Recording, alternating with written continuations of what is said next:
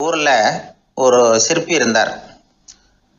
சிற்பின்னா அவர் ரொம்ப திறமையுள்ளவர். அதாவது எங்கேயாவது ஒரு கல் கிடந்தா போதும், அதை அப்படியே எடுத்துட்டு வருவார். கொஞ்ச நாள் கழிச்சு அவர் இடத்துக்கு போய் பார்த்தா அழகா ஒரு சிற்பம் உட்காந்துருக்கும். இந்த கல்லாக கிடந்தது சிற்பமாக மாறி இருக்கும். அந்த அளவுக்கு பண்ணிவிடுவார். அப்பேற்பட்ட சிற்பி. எப்படிங்க அவ்வளவு மோசமான ஒரு கல்லில் இருந்து இவ்வளவு அழகாக ஒரு சிற்பத்தை உங்களால் வடிக்க முடிஞ்சுது அப்படின்னு கேட்டால், அது ஒன்றும் பெரிய விஷயம் இல்லைங்க. இந்த சிற்பம் ஏற்கனவே அந்த கல்லுக்குள்ளே இருந்தது. இதை சுற்றி இருக்கிற வேண்டாத பகுதிகளெல்லாம் உளியால் கொத்தி எடுத்துவிட்டேன், அவ்வளவுதான் என் வேலை. உடனே உள்ளே இருந்தது வெளியில் வந்துட்டுது அப்படிம்பார். அந்த அளவுக்கு திறமைசாலி. ஒரு சின்ன பாறை இல்லைன்னா கருங்கல்ல பார்த்துட்டாருன்னா போகிறோம், விடமாட்டார். அந்த கல்லோட அமைப்பை கவனித்து பார்த்துட்டு இதுக்குள்ளே ஒரு வீரன் ஒளிஞ்சிருக்காம்பார். அவர் கண்ணுக்கு தெரியும். இந்த கல்லுக்குள்ளே ஒரு துறவி உட்காந்துருக்காரும்பார். நமக்கெல்லாம் வெறும் கல்லாக தான் தெரியும். இந்த கல்லுக்குள்ளே ஒரு நடன மங்கை நடனம் ஆடிக்கிட்டு இருக்கா அப்படிம்பார். உடனே அந்த கல்லை கொண்டுகிட்டு வருவார். அவர் சொன்னது மாதிரியே உள்ளே இருக்கிற அவங்களையெல்லாம் வெளியில் கொண்டுகிட்டு வந்துடுவார். அதாவது வேண்டாத பகுதிகளெல்லாம் கொத்தி எடுத்துருவார். அவர் மொழியில் சொல்லப்போனால், இந்த சிற்பிக்கு ரொம்ப நாளாக மனசுக்குள்ள ஒரு ஆசை. அதாவது உண்மை, தூய்மை, இதுக்கு உதாரணமாக இருக்கக்கூடிய புத்தர் சிலையை வடிக்கணும் அப்படிங்கிறது அவரோட ஆசை. ஆனால் அந்த ஆசை நிறைவேறாமலே இருந்துக்கிட்டு வந்தது. அதுக்கு என்ன காரணம்னா, அதுக்கு தகுந்த மாதிரி ஒரு கல் கிடைக்கல. கல் கிடைச்சா அதை செஞ்சிருவார். ரொம்ப காலமாக அங்கே இங்கே தேடி அலைஞ்சார். இந்த புத்தர் சிலை வடிக்கிறதுக்கு பொருத்தமாக ஒரு கல் கிடைக்குமா அப்படின்னு சொல்லி கண்ணில் படுற கல்லையெல்லாம் உத்து உத்து பார்ப்பார். உள்ளே புத்தர் இருக்காரான்னு கவனிப்பார். இருக்கிற மாதிரி எதுவும் தெரியல அவர் கண்ணுக்கு. சரி, இதுக்கு என்ன செய்யலாம்னு யோசனை பண்ணார். நேராக ஒரு புத்த மடாலயத்துக்கு போனார். அங்கே இருக்கிற ஒரு புத்த துறவியை சந்தித்தார். அவர்கிட்ட விசாரித்தார், சுவாமி, புத்தரின் தூய்மை ஒளிஞ்சிருக்கிற அந்த கல் எங்கே கிடைக்கும் அப்படின்னார். அந்த கல் இருக்கிற இடம் எதுன்னு இன்னமும் உங்களுக்கு தெரியலையா அப்படின்னு கேட்டார் துறவி. இல்லைங்க, அதுக்காகத்தான் அலைஞ்சிக்கிட்டு இருக்கிறேன் அப்படின்னார் இவர். சரி, கவலைப்படாதீங்க, ஏன் கூட வாங்க காட்டுறேன் அப்படின்னு அழைச்சிட்டு போனார். எங்கே போனார்னா, அந்த மடாலயத்தின் பின்பக்கம் போனாங்க. 2 பேரும் போனாங்க. அங்கே போய் பார்த்தா அங்கே ஒரு கிணறு இருந்தது. என்ன அது, நாம் கேட்டது கல், இவர் அழைச்சிட்டு வந்து காட்டுறது கிணறு அப்படின்னு இவருக்கு சந்தேகம். ஒரு மாதிரியாக பார்த்தார். அவர் சொன்னார், துறவி, எட்டி பாருங்க உள்ள அப்படின்னாரு. கிணறுக்குள்ளே என்ன இருக்கும்னு இவருக்கு தெரியாதா, இருந்தாலும் அவர் சொல்கிறாரு அப்படின்னு சொல்லி எட்டி பார்த்தார். பார்த்தா அதில் தண்ணி இருந்தது. அந்த தண்ணியில் தன்னோட உருவம் தெரிஞ்சுது. இப்போ அந்த புத்த ஞானி சொன்னார், துறவியாரே, புத்தரை நாம தான் ஒழிச்சு வச்சிருக்கிறோம், நமக்குள்ளே தான் அவர் மறைஞ்சிருக்கிறார். அவரை அடையாளம் தெரியாதபடி மூடி இருக்கிறது எது தெரியுமா? நம்மக்கிட்ட இருக்கிற கோபம், போலித்தனம், பதட்டம், ஆசை, இதெல்லாம் தான். அறிவு அப்படிங்கிற ஒளியால் அதையெல்லாம் செதுக்கி எடுத்துட்டோம்னா அந்த அழகான புத்தர் வெளியில் வந்துடுவார் அப்படின்னு சொன்னார் துறவி. அதனால் நமக்குள்ளே இருக்கிற நம்மளை நமக்கே அடையாளம் தெரியல அப்படிங்கிறது தான் உண்மை. இந்த உண்மையான மனிதன் உள்ளே இருக்கிறான். இவர் கல்லை பார்த்துட்டு உள்ளே யார் இருக்காங்கிறது அவருக்கு தெரிஞ்சுது சிற்பிக்கு. ஆனால் உண்மையான புத்தர் எங்கே இருக்காருங்கிறத அவரால் அடையாளம் கண்டுபிடிக்க முடியல. அப்படி தான் பல பேர் இன்றைக்கி இருந்துக்கிட்டு இருக்கிறோம். ஒரு அப்பா தன்னுடைய பிள்ளைக்கு புத்தி சொன்னார், அதோ பார்ப்பா, மனசு தான் கல், அறிவு தான் ஒளி. உன்னுடைய மனசுங்கிற கல்லை அறிவுங்கிற ஒளியால் செதுக்கி அழகான மனிதனாக நீ வெளியில் வரணும்னார். அதுக்காக தான்ப்பா தேடிக்கிட்டு இருக்கேன்னா அவன். மனசுங்கிற கல்லை தேடிக்கிட்டு இருக்கிறியா அப்படின்னு கேட்டார். இல்லைப்பா, அறிவுங்கிற ஒளி எங்கே இருக்குன்னு தெரியல எனக்கு, அதை தான் தேடிக்கிட்டு இருக்கிறேன் அப்படின்னு நானா. அதனால் அறிவை தேடிக்கிட்டு இருக்கிறவன் என்னைக்கு உண்மையை கண்டுபிடிக்க போகிறான்? அதையே கண்டுபிடிக்க முடியலைங்கும் பொழுது. அதனால் நாம் யார் அப்படிங்கிறது நமக்கு அடையாளம் தெரியணும். அந்த அடையாளம் தெரிஞ்சுட்டா வாழ்க்கையில் வெற்றி நிச்சயம். ஒரு ஊரில் ஒருத்தர் இருந்தார். ரொம்ப நல்லவர். யாருக்காவது ஏதாவது கொடுத்துக்கிட்டே இருப்பார். கொடையாளி. தினமும் யாராவது ஒருத்தருக்கு ஏதாவது கொடுக்கலன்னா அவருக்கு தூக்கம் வராது. அப்படி ஒரு பழக்கம். அது மட்டும் இல்லை, அவர் கொடுக்கறது அடுத்தவங்களுக்கு தெரியாது. அவ்வளவு ரகசியமா அதை கொடுப்பார். வலது கை கொடுக்கறது இடது கைக்கு தெரியக்கூடாதுன்னு சொல்லுவாங்கல்ல, அது மாதிரி அவர். ஒரு நாள் ராத்திரி அவர் ஏற்கனவே தயாராக கட்டி வச்சிருந்த பணம் முடிச்ச கையில் எடுத்துக்கிட்டு வீட்டை விட்டு வெளியில் வந்தார். தெருவில் இறங்கி நடந்தார். இன்னைக்கு யாருக்கு தர்மம் செய்யறது அப்படின்னு யோசனை பண்ணிட்டு இருட்டில் நடந்து வந்துகிட்டு இருக்கிறார். யாரோ ஒருத்தர் எதிரில் வர்றது மாதிரி தெரிஞ்சுது. உடனே அவர் கிட்ட போனார். தன்கிட்ட இருந்த பணம் முடிச்சு அவசரமாக அவர் கையில் திணிச்சுட்டு திரும்பி வந்துட்டார். அப்பாடா, ஒரு வழியாக யாருக்கும் தெரியாமல் இன்னைக்கு தர்மம் பண்ணியாச்சு அப்படிங்கிற மகிழ்ச்சி, மன நிறைவு அவர் முகத்தில். நிம்மதியாக தூங்கினார். அப்புறம் எழுந்திரிச்சார். மறுநாள் காலையில் ஊர் பூரா ஒரே பேச்சு. என்ன பேச்சுன்னா, நேற்று ராத்திரி ஒரு திருடன் கையில் யாரோ பணத்தை கொடுத்துட்டு போயிருக்கிறாங்க அப்படின்னு எல்லாரும் பேசிக்கிட்டு இருக்கிறாங்க. இதை கேள்விப்பட்டதும் அந்த பெரியவருக்கு ரொம்ப வருத்தமாக போச்சு. அடடா, போயும் ஒரு திருடனுக்காக உதவி பண்ணியிருக்கிறோம், பிரயோஜனம் இல்லாமல் போட்டுதே அப்படின்னு நினைச்சார். சரி, இன்னைக்கும் யாருக்காவது உதவி பண்ணணும் அப்படின்னு முடிவு பண்ணினார். ராத்திரி நேரம் வந்தது. இவர் வழக்கம் போல தெருவில் இறங்கி நடந்தார்.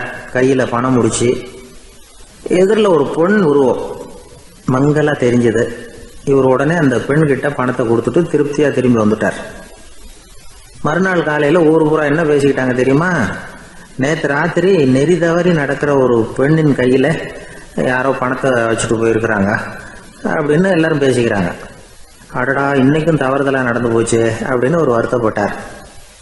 இருக்கட்டும், இன்னைக்கும் ஏதாவது தர்மம் பண்ணுவோம் அப்படின்னு நினச்சிக்கிட்டாரு. 3வது நாள் ராத்திரியும் புறப்பட்டார். இப்பவும் எதிரில் ஒருத்தர் வந்தார். இவர் பணத்தை கொடுத்தார், திரும்பி வந்துட்டார். மறுநாள் மக்கள் என்ன பேசிக்கிட்டாங்கன்னா, நேற்று ராத்திரி ஒரு செல்வந்தர் கையில் யாரோ பணத்தை கொடுத்துட்டு போயிருக்கிறாங்க அப்படின்னு பேசிக்கிட்டாங்களாம். அவருக்கு ரொம்ப வருத்தமாக போட்டுது. என்ன இது, தினம் இப்படி ஆகிட்டு இருக்குதே அப்படின்னு நினச்சிக்கிட்டே படுத்து தூங்கினார். அன்னைக்கு ராத்திரி ஒரு கனவு. அந்த கனவுல இறைவன் வந்து சொன்னாராம், இதை பாருப்பா, நீ கொடுத்த தர்மம் வீணா போயிடல. உன்கிட்ட பணம் வாங்கின அந்த திருடன் திருந்திட்டான், அந்த பொண்ணும் திருந்திட்டா, அந்த செல்வந்தனும் கொடையாளி ஆயிட்டான், எல்லாருக்கும் உதவி பண்ண ஆரம்பிச்சுட்டான் அப்படின்னு சொன்னாராம். இந்த கதையை சொன்னவர் யாருன்னா நபிகள் நாயகம். இதுல உள்ள கருத்து என்னன்னா, நல்ல மனசோட தர்மம் பண்ணுனா அது வீணா போறதில்லை. இன்னொரு கருத்து, தர்மம் வந்து தன்னை மட்டுமல்ல அடுத்தவங்களையும் தீமையிலிருந்து காப்பாற்றும். இதுதான் நாம புரிஞ்சுக்க வேண்டியது. இந்த காலத்திலேயும் இது மாதிரி சில சம்பவங்கள் நடக்கிறது உண்டு. ஒரு பெரியவர் இருட்டில் நடந்து வந்துகிட்டு இருந்தாரு. எதிரில் வந்த ஒருத்தன் வலுக்கட்டாயமா ஒரு கையை பிடிச்சி ஒரு பண முடிப்பை கொடுத்து வச்சுக்க சொல்லிவிட்டு விலகி போயிட்டான். பெரியவருக்கு ஆச்சரியம், இந்த காலத்திலையும் இப்படி வலது கை கொடுக்கறது இடது கைக்கு தெரியக்கூடாதுன்னு நினைக்கிற கொடையாளிகள் உண்டு போல இருக்கு அப்படின்னு யோசனை பண்ணிக்கிட்டே நடந்தார். கொஞ்சம் தூரம் போயிருப்பாரு. அதுக்குள்ள அதே ஆள் திரும்பி வந்தான். கொடுத்த பண முடிப்பை திருப்பி கொடுங்க அப்படின்னு கேட்டு வாங்கிட்டான். இவருக்கு ஒன்றும் புரியல. ஏன் இப்படி பண்றேன்னார். அது ஒன்றும் இல்லைங்க, கொஞ்ச நேரம் இதை உங்ககிட்ட கொடுத்து வச்சிருந்தேன், அவ்வளவுதான் அப்படின்னா. ஏன்னு கேட்டார். என்னை பின்னாடி போலீஸ் தேடிக்கிட்டு வந்துகிட்டு இருக்குது, அதுதான் அப்படி பண்ணேன், இப்போ போயிட்டுது, இனிமே ஒன்றும் பயமில்லை அப்படின்னு சொல்லிவிட்டு அவன் பாட்டுக்கு நடந்து போகிறான். ஒரு விவசாயி விதைக்கிறதுக்காக வயல்வெளி பக்கம் போகிறார். விதைகளை அள்ளி வீசினார். அப்போ என்ன ஆச்சுன்னா, சில விதைகள் வந்து பாதை ஓரத்தில் விழுந்தது, சில விதைகள் முள் செடிகள் மண்டி இருந்த புதருக்கு இடையில் விழுந்தது, சில விதைகள் நல்ல நிலத்தில் விழுந்தது. பாதை ஓரத்தில் விழுந்த விதை என்ன ஆச்சுன்னா, அதெல்லாம் பறவைகள் கண்ணில் போட்டுவிட்டுது. உடனே வந்து உட்காந்து கொத்தி தின்னுட்டு போட்டுது. அதிகமாக மண் இல்லாத பாறை பகுதியில் விழுந்த விதையெல்லாம் லேசாக வேர் விட்டு முளைக்க ஆரம்பிச்சுது. அதுக்கப்புறம் வேர் கீழேயும் ஆழமாக போக முடியல, மேலேயும் சூரிய வெப்பம் அதிகம் தாங்க முடியல, எல்லாம் காஞ்சி கருகி போட்டுது. புதர் பகுதியில் சில விதைகள் விழுந்தது இல்லையா, முள் செடிகள் காடாக மண்டி போயிருந்தது. அதனால் முளைச்சி வர்ற செடிக்கு நெருக்கடி அதிகமாக போட்டுது, சரியாக வளர முடியல, விளைச்சலும் சரியா இல்லை. நல்ல நிலத்தில் விழுந்த விதைகள் மட்டும் நல்லா முளைச்சிது, நல்லா வளர்ந்தது, விளைச்சலும் பிரமாதமாக இருந்தது. இந்த கதையை சொல்லிவிட்டு கேட்க செவியுள்ளோர் கேட்கட்டும் அப்படிங்கிறார் இயேசு பெருமான். ஆமாம், இயேசு கடலில் நின்ற படகு ஒன்றில் உட்காந்துருக்கிறார். கடற்கரையில் ஏராளமான மக்கள் உட்காந்துருக்கிறாங்க. அந்த சமயத்தில் தான் இயேசு வந்து ஓமைகள் மூலமாக மக்களுக்கு பல உண்மைகளை சொல்லிகிட்டு இருக்கிறார். மக்கள் அந்த கதையை கேட்டுட்டு ஒன்றும் புரியாமல் முழிக்கிறாங்க. அதை கவனித்த இயேசு அந்த ஓமையை விளக்க ஆரம்பித்தார். இதில் அந்த விதைக்கிறவர் தான் இறைவன். அவருடைய வார்த்தைகளை விதைக்கிறார். அந்த வார்த்தைகளை கேட்கிற மக்கள் அந்த விழுந்த விதைகள் மாதிரி 4 வகையானவர்கள். சில பேர் பாதை ஓரத்தில் விழுந்த விதைகள் மாதிரி இறைவன் வார்த்தைகளை அவங்க கேட்குறாங்க. ஆனால் தீய எண்ணங்கள் செய்கைகள் மூலமாக விதைக்கப்பட்ட வார்த்தைகள் அழிஞ்சு போடுது. இறைவன் வார்த்தைகளை கேட்ட உடனே மகிழ்ந்து போய் உடனே சில பேர் அதை ஏற்றுக்கிறாங்க. இவங்கெல்லாம் அந்த பாறை பகுதியில் விழுந்த விதைகள் மாதிரி. அதனால் இவங்கெல்லாம் வேறு இல்லாதவங்க. கொஞ்ச காலத்துக்கு இறை வார்த்தைகளுக்கு கீழ்ப்படிந்து நடப்பாங்க. அதனால் ஏதாவது இடைஞ்சல் ஏற்பட்டால் உடனே தடுமாறுவாங்க. தங்கள்கிட்ட இருக்கிற நல்ல பண்புகளை விட்டுட்டு பாவ வழிகளுக்கு போயிடுவாங்க.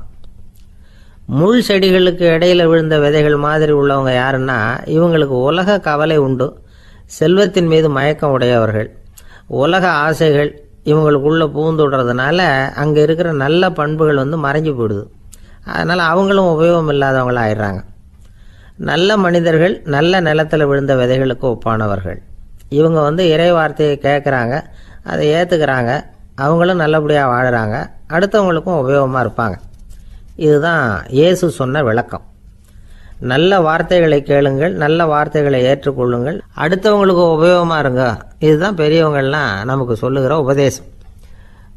ஒரு அப்பா தன்னுடைய மகனுக்கு உபதேசம் பண்ணார். இதை பாருப்பா, நல்ல வார்த்தைகளை கேட்கணும், எப்போதுமே மகன் அப்பா பேச்சை கேட்கறது நல்லது அப்படின்னாராம். நீ ஏதாவது ஒரு தப்பு பண்ணால் என் தலையில் ஒரு முடி நரைச்சி வெள்ளையாக போடும்பா, நீ செய்கிற ஒவ்வொரு தப்புக்கும் என் தலையில் ஒவ்வொரு முடி வெள்ளையாயிடும் அப்படின்னாராம். பையன் யோசிச்சான், அப்பா இப்போ தான் எனக்கு புரியுது, தாத்தாவோட தலைமுடி பூராவும் வெள்ளையாக இருக்கிறதுக்கு என்ன காரணம்ங்கிறது எனக்கு இப்போ தான் புரியுது அப்படின்னானா. எனக்கு ஒரு உதவி செய்யணும் அப்படின்னு நம்மளை பார்த்து ஒருத்தர் கேட்குறாருன்னு வச்சுங்களேன், உடனே நாம் அவரை பார்த்து என்ன உதவின்னு கேட்போம். இதுதான் சராசரி மனிதர்களின் இயல்பு. ஆனால் ஒருத்தர் எனக்கு ஒரு உதவி செய்யணும் அப்படின்னு கேட்ட உடனே என்ன உதவின்னு கூட கேட்காம சரி செய்கிறேன் அப்படின்னு ஒத்துக்கிறது இருக்கு பாருங்கள், அது கொஞ்சம் அபூர்வம். அந்த காலத்தில் ஒருத்தர் இருந்தார். அவர் எப்படி தெரியுமா, உதவி கேட்குறவங்க நல்லவங்களா கெட்டவங்களா அப்படின்னு கூட பார்க்கல, தனக்கு நன்மையா தீமையா அப்படின்னு கூட பார்க்கல, உதவி செய்கிறேன்னு புறப்பட்டு விட்டார். அவர் யார் தெரியுமா, அவர் தான் நல சக்கரவர்த்தி.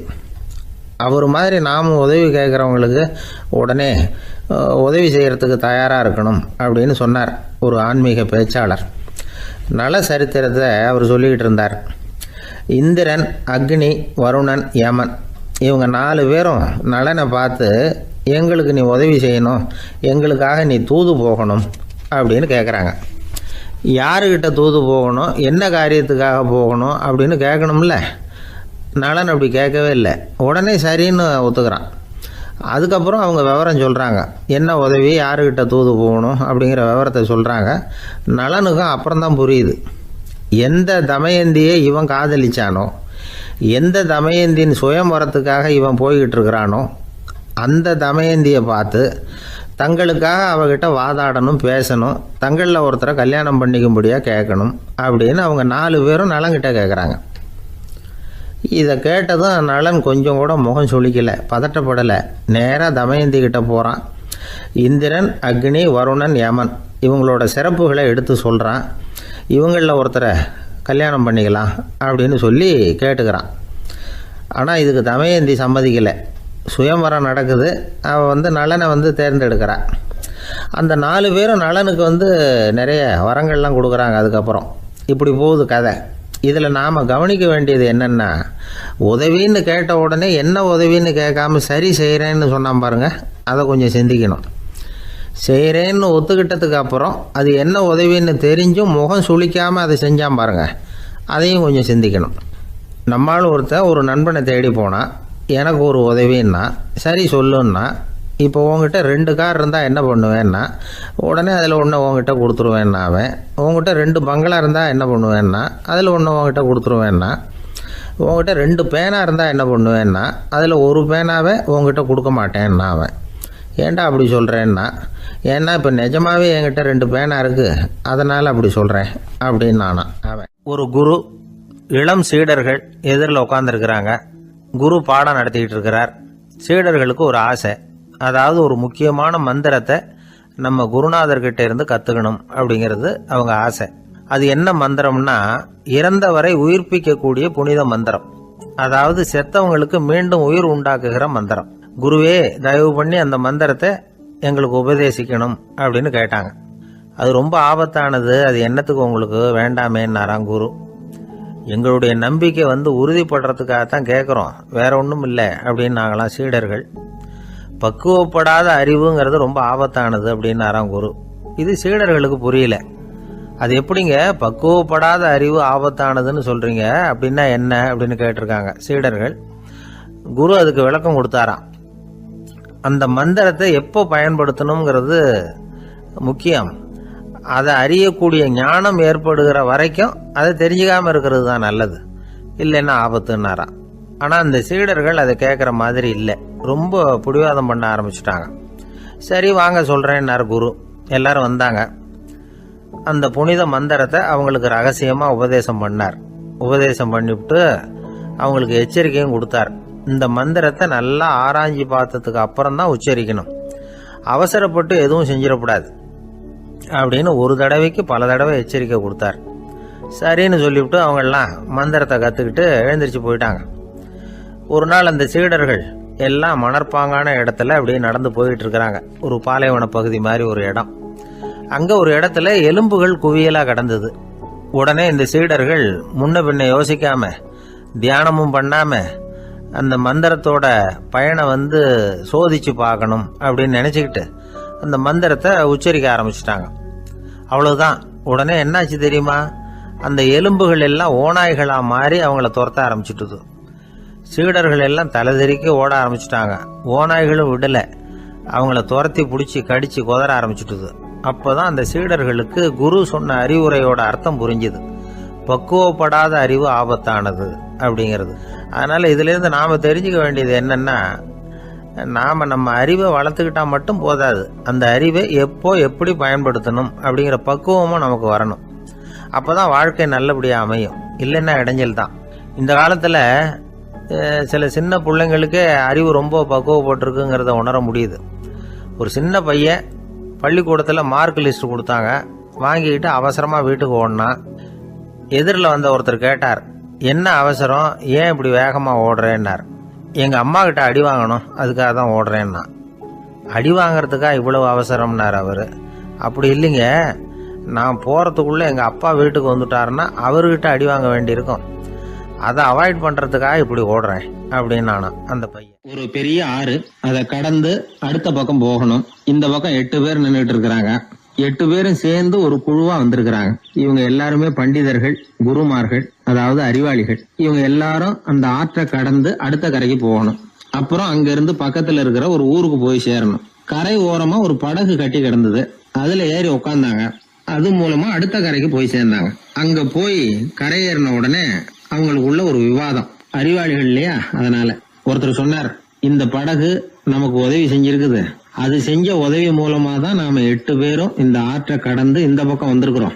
இது செஞ்சிருக்கிற உதவிக்கு நாம நன்றி செலுத்தணும், பதில் மரியாதை செய்யணும். அதை எப்படி செய்யறது அப்படின்னார். இன்னொருத்தர் அதுக்கு ஒரு யோசனை சொன்னார். நமக்கு உதவி செஞ்சிருக்கிற இந்த படகுக்கு மரியாதையும் நன்றியும் செலுத்துகிற முறையில அதை நாம எல்லாரும் நம்ம தலைமையில சுமந்துகிட்டு போறதுதான் நியாயம். ஏன்னா நம்ம அது சுமந்தது இல்லையா, அதுக்கு பதிலா நாம அதை சுமக்கணும், அதுதான் சரியான நன்றியா இருக்கும் அப்படின்னார். இதுதான் சரியான யோசனைன்னு எல்லாரும் ஒத்துக்கிட்டாங்க. அவ்வளவுதான். உடனே அந்த படகை தூக்கி தலையில வச்சுக்கிட்டு 8 பேர் நடக்க ஆரம்பிச்சிட்டாங்க. அப்படியே அவங்க போக வேண்டிய கிராமத்துக்கு போய் சேர்ந்தாங்க. அந்த ஊர் மக்களுக்கு இது வேடிக்கையா இருந்தது. ஆச்சரியமா அவங்கள பார்த்தாங்க.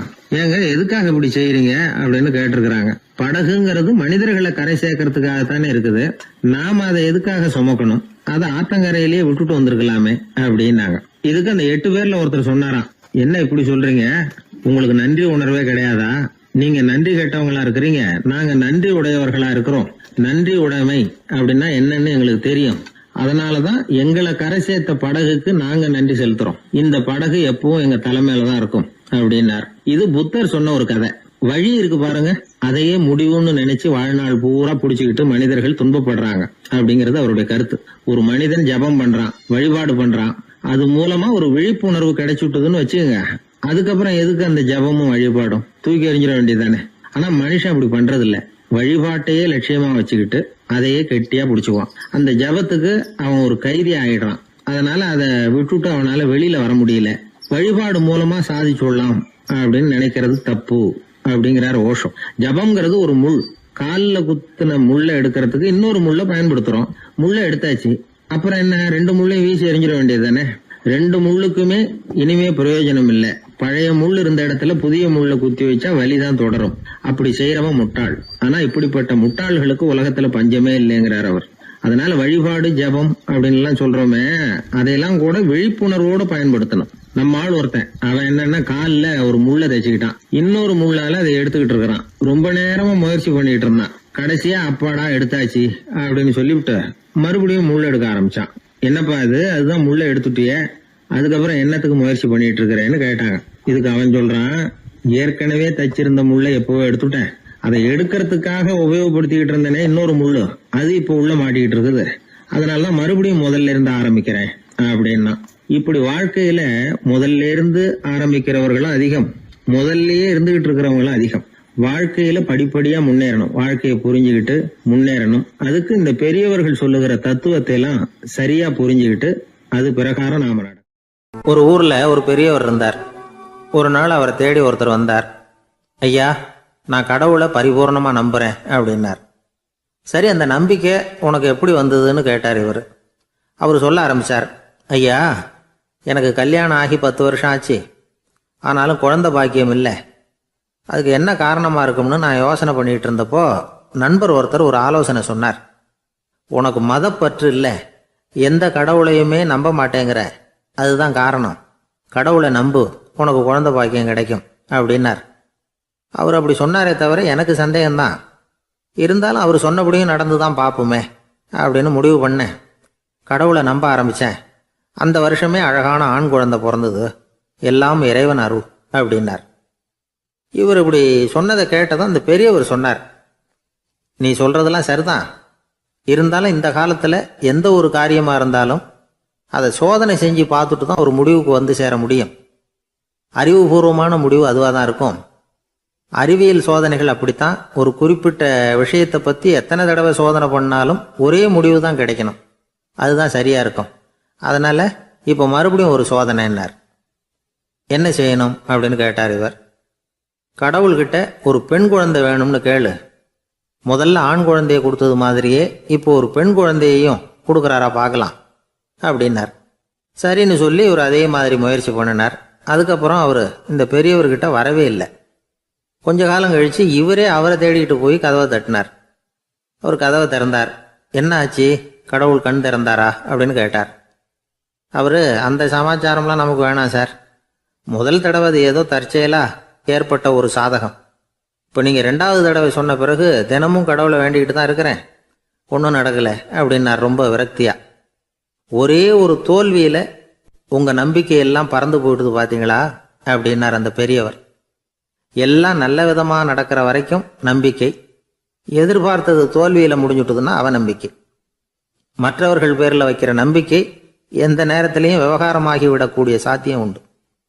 நாம் நம்பிக்கை வைக்க வேண்டியது நம்ம கிட்ட தான், நமக்குள்ளே இருக்கிறார் கடவுள். எனவே நம்ம பேரில் நாம் வைக்கிற நம்பிக்கை தான் உண்மையான கடவுள் பக்தி. நிபந்தனையற்ற நம்பிக்கையாக அது இருக்கணும். எல்லாம் நல்லபடியாக நடந்துக்கிட்டு இருந்தால் எந்த முட்டாளுக்கும் நம்பிக்கை வரத்தான் செய்யும் அப்படிங்கிறது ஒரு பெரியவர் கருத்து. தியானத்தின் மூலமாக தான் உனக்குள்ள ஆழமாக தோண்டுனா உன்னுடைய அடி ஆழத்தில் நம்பிக்கை வந்து அப்படி ஊற்றெடுக்கும், அதை பார்க்க முடியும் அப்படிங்கிறது பெரியவர்கள் சிந்தனை. ஒரு குழந்தை அப்பாவை பார்த்து என்னப்பா பண்ணுறேன்னு கேட்டுதான். பிரார்த்தனை பண்ணிட்டு இருக்கிறேன்னாராம் அப்பா. பிரார்த்தனை பண்ணுனா என்ன கிடைக்கும் அப்படின்னு கேட்டுதான் குழந்தை. எல்லாம் கிடைக்கும் அப்படின்னாராம் அப்பா. நீ வச்சிருக்கிறிய பேனா அது கூட கிடைக்குமான்னு கேட்டுதான் குழந்தை. கிடைக்குமேன்னு இருக்கார். அப்படின்னா அந்த பேனாவை என்கிட்ட கொடுத்துரு, நீ பிரார்த்தனை பண்ணி வேற பேனா வாங்கிக்கோ அப்படின்னு தான் அந்த குழந்தை.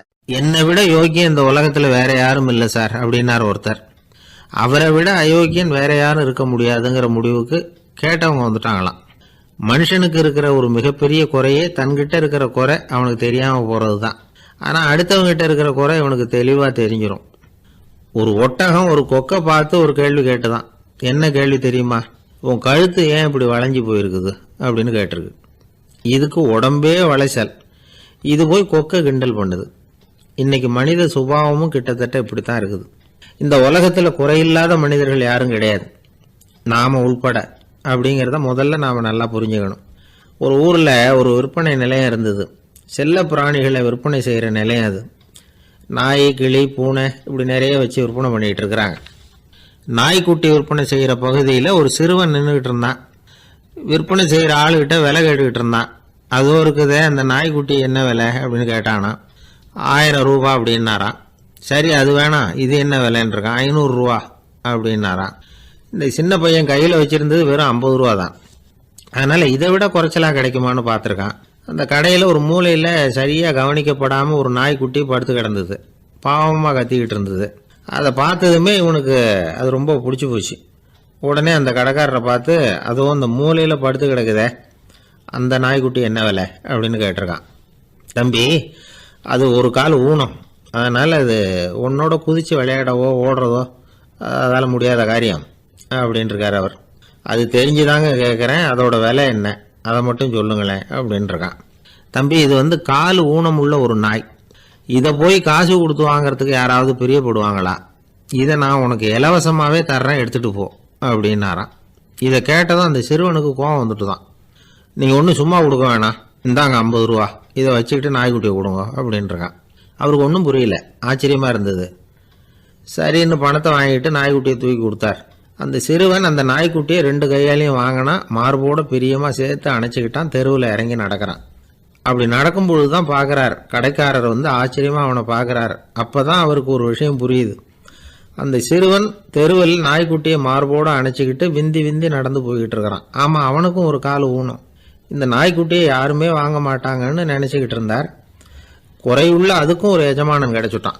அதனால் ஊனம் ஒரு குறை இல்லை அப்படிங்கிற உண்மையை அந்த கடைக்காரர் புரிஞ்சுக்கிட்டாராம். நம்மால் ஒருத்தர் கொஞ்சம் வயசானவர், எழுந்திரிச்சு சரியாக நடக்க முடியாது, சாய்வு நாற்காலியிலேயே எப்பவும் உட்காந்துருப்பார். அவர் தனக்கு துணையாக ஒரு நாயை பக்கத்தில் வச்சுருந்தார். அதுவும் ரொம்ப வயசான ஒரு நாய், எழுந்திரிக்கவே சிரமப்படும், நடக்கவும் முடியாது.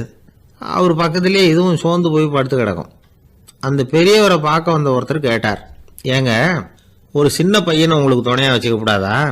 இந்த நாயை உங்களுக்கு பாதுகாப்பாக வச்சுருக்கிறீங்களே, உங்களுக்கு ஒரு ஆபத்துன்னா இது எப்படி உங்களுக்கு உதவ முடியும் அப்படின்னார். அப்போ அவர் சொன்னாராம், எனக்கு ஒரு ஆபத்துன்னா அந்த சமயத்தில் இந்த நாய் என்னை தனியாக விட்டுட்டு ஓடி போயிடாமல் இருக்கணும்ல, அதுக்காக தான் இதை நான் வச்சுருக்கிறேன் அப்படின்னாராம். ஒருத்தர் குதிரை ரேஸுக்கு போனார், பணம் கட்டினார், தோற்று போயிட்டார். மறுபடியும் போனார், பணம் கட்டினார், தோற்று போனார். அடுத்த தடவையும் பணம் கட்ட போனப்போ அவரை தடுத்து கேட்டோம், ஏன் சார், ஏற்கனவே விட்டது போதாதா, இன்னமும் இருக்கிறத விடணுமா அப்படின்னு கேட்டோம். விட்டதையெல்லாம் மொத்தமாக எடுக்க வேணாமா சார், அதுக்காக தான் தொடர்ந்து பணம் கட்டுறேன்னார் அவர். இவரை திருத்துறது ரொம்ப கஷ்டம். இது ஒரு மனநோய். மனநோய்களில் பல வகை உண்டு.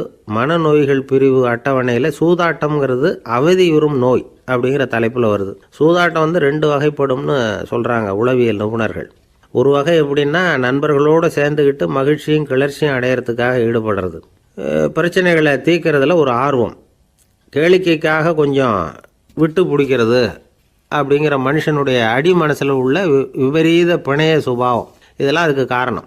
இன்னொரு வகை எப்படின்னா, சூதாட்டத்தில் ஈடுபட்டு ஒரு கட்டாய நிலைமைக்கு ஆளாயிடுறது, ஈடுபடு அப்படின்னு மனசு ஒரு வெறித்தன்மையை தூண்டிக்கிட்டே இருக்கும். இப்படிப்பட்டவங்களுக்கு நாம் தோத்துக்கிட்டு இருக்கோங்கிறது தெரியும், நாம் ஜெயிக்கிறதுக்கான சந்தர்ப்பம் இல்லைங்கிறதும் தெரியும். இதனால் நமக்கும் கஷ்டம், நம்ம சுற்றி இருக்கிறவங்களுக்கும் கஷ்டங்கிறதும் புரியும். அப்படி இருந்தும் சூதாடுவாங்க. இதுக்கு காரணம் சூதாடியின் பகற்கனவு அப்படிங்கிறாங்க நிபுணர்கள். இந்த நிலைமைக்கு கட்டாய சூதாட்டம் அல்லது நிர்பந்த சூதாட்டம் அப்படின்னு பேர் வச்சிருக்கிறாங்க. இப்படிப்பட்ட ஆசாமி இருக்கிறது பூரா விட்டுருவான், கடன் வாங்குவான், திருடுவான், இருந்தாலும் என்னைக்காவது ஒரு நாள் ஜெயிச்சிருவேன் அப்படின்னு சொல்லிக்கிட்டே இருப்பான். விட்டதை எடுத்துருவேங்கிற ஒரு நம்பிக்கை சுடர் அவனுக்குள்ளே எரிஞ்சிக்கிட்டே இருக்கும். இவனை மனநோயாளி அப்படின்னு சொல்லிட முடியாதான். என்ன காரணம்னா, இது மாதிரி ஆளுங்க கிட்ட மன போராட்டமோ கவலையோ பதட்டமோ இருக்கிறது இல்லை. சில விசேஷமான குணங்கள் இவங்க கிட்ட உண்டு.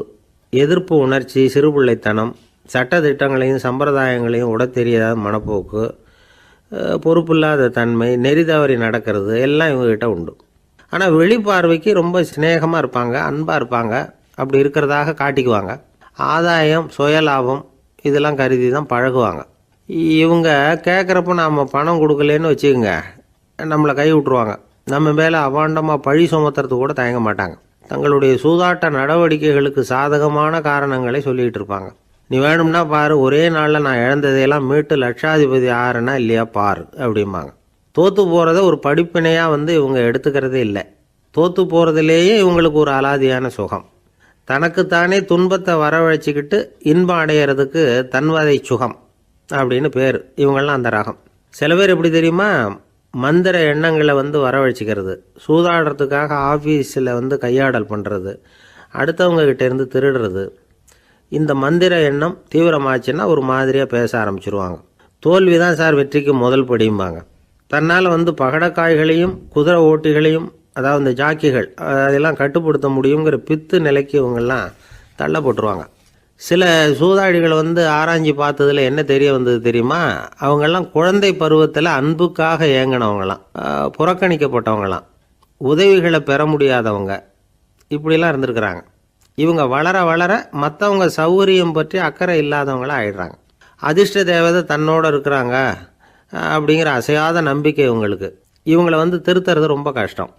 அதனால் பந்தயம், சூதாட்டம் இது மாதிரியான விஷயங்களை விட்டு விலகியே இருக்கிறது தான் நமக்கு நல்லது.